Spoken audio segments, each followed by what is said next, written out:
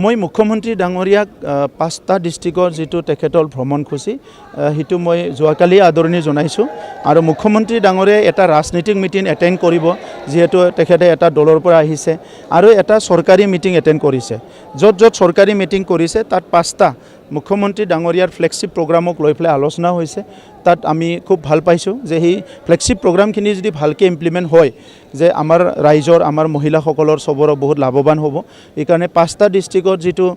flagship প্ৰগ্ৰামৰ review programme তাত আমাৰ MLA UPPLৰ MLA MP যোন আছে আমি সবে থাকিম আৰু পাৰ্টিৰ তেখেতসকলৰ যেটো দল আছে এক্সাৰসাইজ কৰিছে আহি থকা নিৰ্বাচনক লৈ পেলাই তাত সবৰে অধিকাৰ আছে নিজৰ কামটো নিজে কৰিব যোৱাটো 5 বছৰত শান্তি আৰু অহা 5 বছৰত সমৃদ্ধি ঠিকে আছে হিতে শান্তি আহিলে সমৃদ্ধি আহিব 50 বছৰৰ শান্তি অহা নাই কাৰণে উন্নয়ন হোৱা নাছিলে এতিয়া আমি শান্তি আহিল কিন্তু শান্তিটোক সাস্টেইন কৰাৰ কাৰণে কাম কৰিব লাগিব আগৰ সময়ত বডলেণ্ডত কাৰবা ৰাজনীতি ভুলৰ কাৰণে কাৰবা এটা কথা ভুল কোৱাৰ কাৰণে বা কিবা এটা ইনিচিয়েটিভ ভুল লোৱাৰ কাৰণে হোক বা ভালে হোক বিভিন্ন কাৰণত যোৱা 50 বছৰত বডলেণ্ডটো অস্থিৰ হৈ আছিল কিমান ঘৰ জ্বলাজলি হ'ল কিমান মানুহ মৰিল কিমান মহিলা ভিকটিম হ'ল কিমান শিশু ভিকটিম হ'ল সো এই গোটেই কথাটো এতিয়া আমি কোনো পাহৰি যোৱা নাই কিন্তু আমি ইয়াৰ প্ৰতিশোধ ল'ব বিচৰা নাই আমি শান্তি আহাটো বিচাৰিছোঁ এই কাৰণে সবে আজি বডলেণ্ডৰ উন্নয়নটো সবে বিচাৰে আমিও বিচাৰো কাৰণ আমি ইয়াৰে বাসিন্দা কিন্তু ইয়াৰ লগতে শান্তিটো যাতে বিঘিনি নহয় এই কথাটো সবে মনত ৰাখিব লাগিব আমি মণিপুৰত দেখিলোঁ 10-12 বছৰ শান্তি ঘূৰি আহিছিলে এটা সময়ত arms force special power act গোটেই মণিপুৰত লাগি গৈছিলে তাত মানে আৰ্মি পুলিচৰ জনজননী ও ইৰম শৰ্মিলা বহুত বছৰ হাংগাৰ ষ্ট্ৰাইক কৰিছিলে আৰ্মছ ফ'ৰ্চ স্পেচিয়েল পাৱাৰ এক উঠাব লাগে বুলি তাৰ পিছত মণিপুৰত কেদিনমানৰ কাৰণে শান্তি আহিল আজি মেৰী কমৰ নিচিনা প্লেয়াৰ মণিপুৰত জন্ম হ'ল কিন্তু আজি মণিপুৰৰ পুৰা জ্বলাজলি হৈ আকৌ সব অশান্তি হৈ গ'ল গতিকে বডলেণ্ড অঞ্চলটো অসমৰ one of the most sensitive area হিচাপে যোৱা 50 বছৰত আছে তো এই সময়ত আমি অলপ ভাল আহিছে বুলি যদি সবে মানে হুলুস্থুলুচ কৰিব বিচাৰে আৰু পৰিৱেশটো আমি চাব লাগিব লবৰটো এটা লেভেললৈকে টানিব পাৰে তাতকৈ বেছি টানিলে কিন্তু লবৰটো ছিঙি যায় তো এই কাৰণে এই কথাটো মই সবকে অনুৰোধ কৰিছোঁ যে এই কথাটো যাতে সবে লক্ষ্য ৰাখে এটা অন্য কথা লাগিছোঁ যোৱাকালি ওদালগুৰিত সাংবাদিকে সোধা কথাটো মানে কৈছিলে মুখ্যমন্ত্ৰীগৰাকীয়ে যে আমি অহা নিৰ্বাচনত আমি সংখ্যাগৰিষ্ঠতা লাভ কৰিলেও কিন্তু আমি BTCৰ চিট আমি কোনো ক্ষেত্ৰত আমি মূৰত আমাৰ কামৰণি হৈ থকা নাই এই ক্ষেত্ৰত আচলতে কি ইংগিত বহন কৰিছে চাওক এইটো বিজেপি দলৰ ৰাজনীতি সিদ্ধান্ত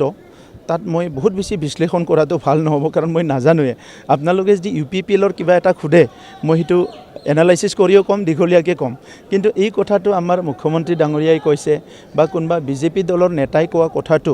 ইয়াৰ ইংগিত কি বহন কৰিছে ইয়াৰ মিনিংটো কি এইটো যদি মোক সোধে মোৰ কাৰণে কোৱা টান হ'ব আৰু আমিতো ভাল পৰিৱেশতে সবে মিলিজুলি যাব বিচাৰিছোঁ কাৰণ কেন্দ্ৰীয় চৰকাৰ আছে ৰাজ্য চৰকাৰে ওচৰত 2026 আছে আৰু আজি প্ৰধানমন্ত্ৰী ডাঙৰীয়াৰ বিকশিত ভাৰত নিৰ্মাণ কৰা যিটো ডাঙৰ মিছন সেইটো আমি সকলো সমৰ্থন দিব লাগিব আমি ভাৰতবৰ্ষখন বিশ্বৰ ভিতৰত শ্ৰেষ্ঠ হোৱাটো সবেই বিচাৰোঁ এক ভাৰত শ্ৰেষ্ঠ ভাৰত তো আমি পিছপৰা ভাৰতৰ নাগৰিক হ'ব নিবিচাৰোঁ আগবাঢ়ি যোৱা ভাৰতৰ নাগৰিক হ'ব বিচাৰোঁ গতিকে প্ৰধানমন্ত্ৰী ডাঙৰীয়াৰ সপোন এইটো বাস্তৱ ৰূপায়ণ কৰাত ভাৰতৰ প্ৰত্যেকজন নাগৰিকৰ লগতে বডলেণ্ডৰ 35 লাখ নাগৰিক আৰু আমি নিজেও এই মিছনত আমি জড়িত হৈ কাম কৰি যাব বিচাৰোঁ 6 তাৰিখে স্যাৰ আপোনাৰ বিশাল আয়োজন আছে শ্ৰীমন্ত কলাক্ষেত্ৰত